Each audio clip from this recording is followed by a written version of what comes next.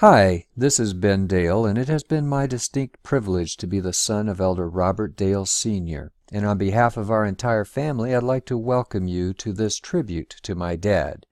Robert Louis Dale was born on Sunday, December 4, 1932, to Florence and Dale Brown. His name at birth was Robert Louis Brown, but soon after little Bobby was born, Dale left Florence. Not wanting to keep the last name Brown, since her maiden name was also Brown, Florence took Dale as her last name. Thus, Robert Louis Brown became Robert Louis Dale. Since Florence was a school teacher, she started taking my dad to school with her when he was just 4 years old, and he always excelled scholastically. One of his daily chores was to make lunches for both himself and his mother. One day Florence was surprised to find a soggy sandwich in her lunch. Upon inquiry, she discovered young Bobby dropped the bread on the floor, so of course he had to wash it. Dad had a difficult upbringing. His mother was a wonderful and devoted mother, but he had a variety of less than desirable male role models in his life. In fact, at one point, while he was still in grade school, he and his mother took a 900-mile bicycle trip down the coast of Oregon and California in order to escape some of these influences and get a fresh start. When Dad was about 17 years old, he began working with his friend Carol Davis, giving Bible studies in Paris, California. Their efforts eventually led to the establishment of a church in Paris, which is a thriving church today.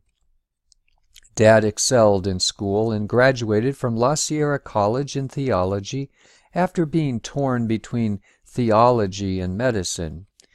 He started his ministry as a pastor-teacher in the Nevada-Utah Conference. At that time, it was seen as a significant disadvantage for a pastor to be single. In fact, it was a big enough concern that Dad's conference president at that time called him into his office to essentially tell him to either find a wife or find another job.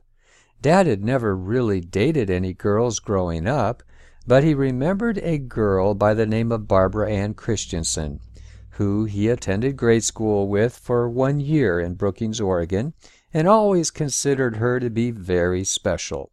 Fortunately, his mother had stayed in touch with her young pupil and knew that Barbara was attending Walla Walla College. So, Dad traveled up to Walla Walla in pursuit of a wife, and in the process found true love.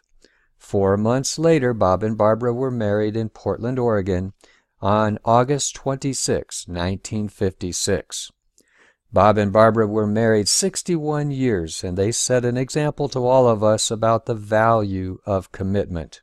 My mom always jokingly said my dad made her bad, because that's what the initials of her married name spelled. Our family was blessed with a lot of smiles and laughter. They were married by their brother-in-law, Elder Gordon Dalrymple, who is pictured on the left. Dad was blessed to serve in ministry alongside my Uncle Gordon, as well as my uncle, Elder Marlin Kurtz, pictured on the right. Immediately after their marriage, Mom and Dad drove to the Seventh-day Adventist Seminary, which was in Washington, D.C. at that time. They went by Niagara Falls on their way, which served as their honeymoon. Dad loved the seminary and really flourished, so much so that he became a tutoring resource for other students. In addition to his interest in medicine, Dad would have also enjoyed serving as a professor. After graduating from the seminary, Mom and Dad returned home to the Nevada-Utah Conference, where Dad served as the pastor of the Quincy, California district. Dad's passion was evangelism, and his churches always flourished both numerically as well as spiritually. But one of the challenges Dad faced was keeping track of the many interests he began to accumulate. There were no computers to keep track of such things at that time, of course, nor had any functional system been developed to keep track of interests.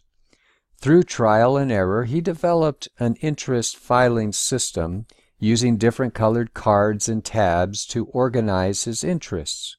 The system which my dad developed was in fact copied by fellow pastors and evangelists throughout the country, and served many pastors very well, including me, when I first entered pastoral ministry, until computer programs replaced manual systems.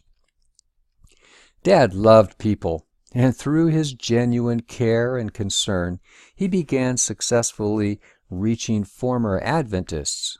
Along with Elder Charles Bradford, he spearheaded an initiative through the North American Division called the Caring Church, which taught many of these principles. It was in Quincy that Mom and Dad's little family began to grow. They adopted their first child, and Dad's namesake Robert Louis Dale Jr., my big brother. Because of the poor male role models in his life, Dad was concerned about being a father, but he soon discovered that he was a natural and thoroughly loved his father role.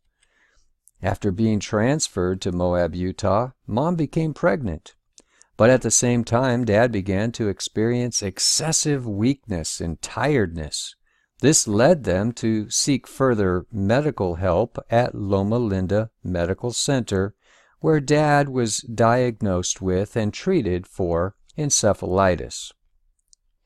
While Mom and Dad were in Loma Linda, Mom went into labor and gave birth to me, their second child, Benjamin Joseph Dale Sr. While encephalitis threatened Dad's life, praise God, he survived. He did, however, suffer the residual effects of encephalitis throughout his life. 1 year later, William John Dale was born. Sadly, he died only hours after his birth, but my parents know that they will see him again in heaven. After Dad was well enough to function, he was reassigned to Bishop, California. By this time, his efforts had become noticed outside of the Nevada-Utah Conference, which led to his call to pastor the Anderson, Indiana church.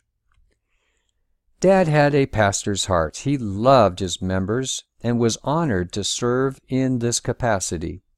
At the same time, he had a strong passion for evangelism. He had already conducted several successful evangelistic campaigns.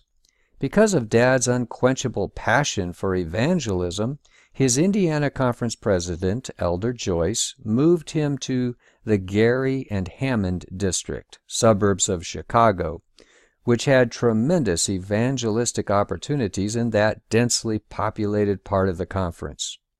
After only being in the district a short time, Elder Joyce moved Dad down to Indianapolis to serve as the conference evangelist and secretary.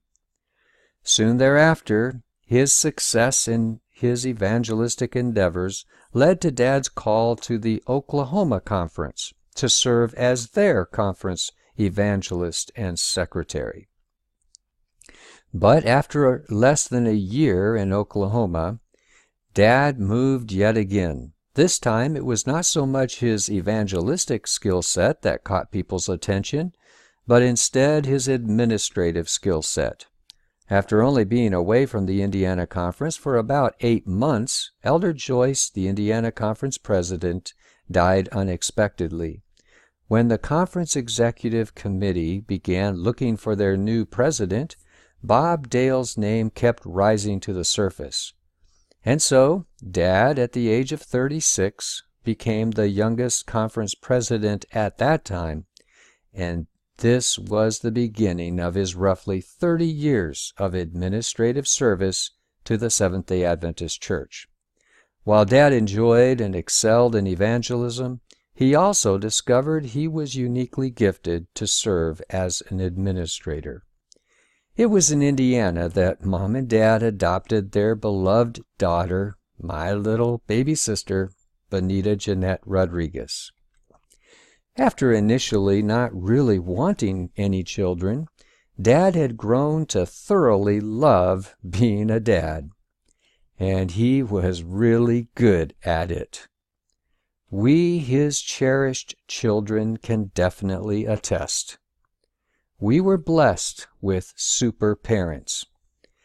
Dad loved playing with his kids, as well as his grandkids and great-grandkids.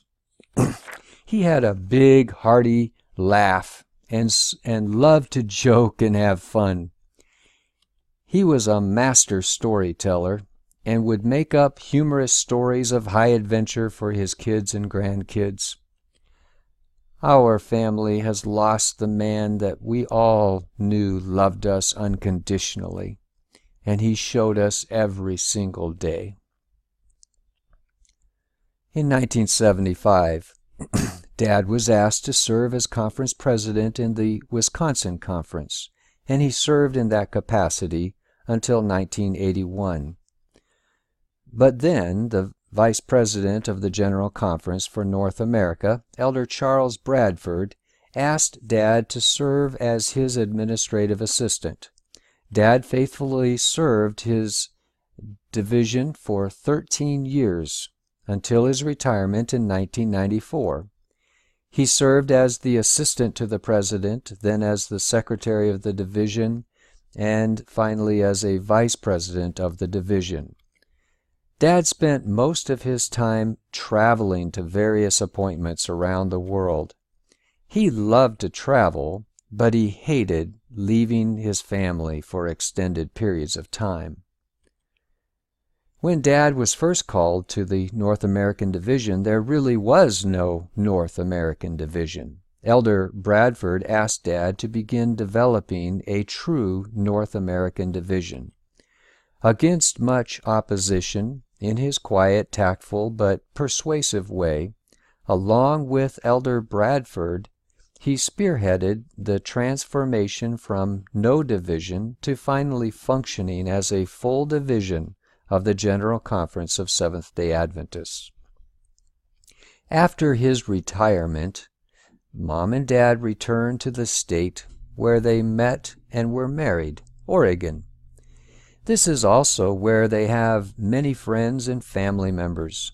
In the Oregon Conference, Dad continued to serve his beloved church until his health made it impossible to do the work that he had been doing for 55 years.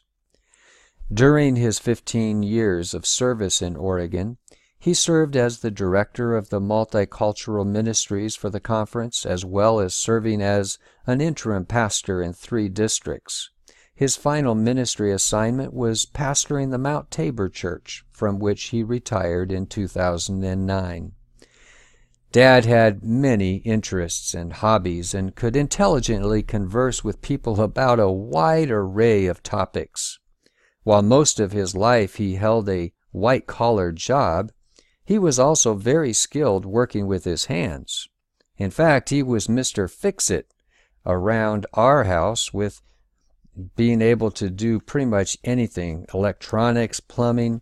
He could take a car engine completely apart and put it back together again, and so forth. He loved music, and he played the piano and the violin. And believe it or not, he was also quite accomplished on the saw of all things. Dad was also an animal lover, especially dogs. He had many dogs through the years. Animals, just like people, were naturally drawn to his kind heart.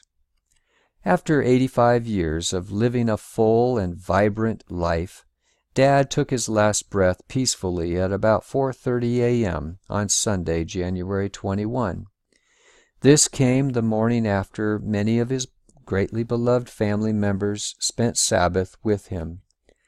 Dad is survived by his loving and faithful wife of 61 years, Barbara Ann Dale of Sparta, Tennessee.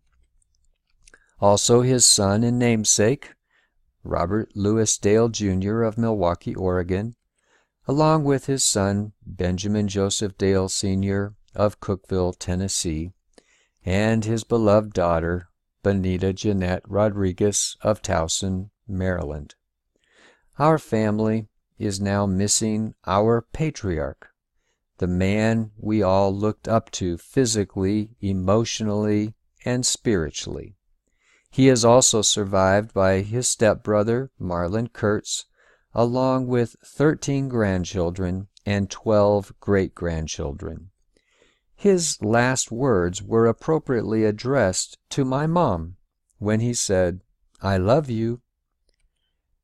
As he is now resting in the hands of his Savior and friend, it is clear that he fought the good fight, and he finished his course and kept the faith. Henceforth there is laid up for him a crown of righteousness, which the Lord, the righteous judge, shall give him at that day, and not to him only, but unto all them also that love his appearing. 2 Timothy 4:7-8. We love you, Dad.